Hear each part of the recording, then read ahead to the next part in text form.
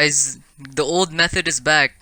The OG method of GTA 5 Rooftop Rumble. You guys gotta farm on Rooftop Rumble right now, cause you guys are getting 30k at least. And you guys just get your armored Kuruma and just keep killing everything and just repeat this. You guys will be getting at least like 30k. This is like one of the easiest methods right now.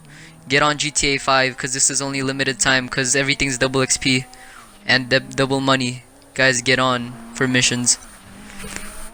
I'm gonna show you guys a clip in a few minutes on that right now, and yeah.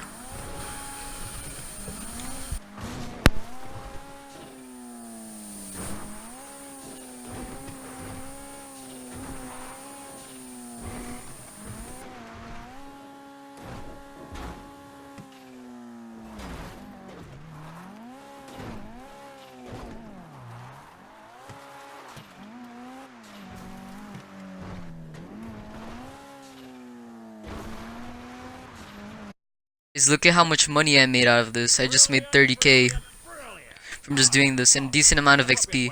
Guys, get on Rooftop Rumble right now. Farm that with your friends. If you guys don't have it, look for someone that does. Just keep farming that. See, look.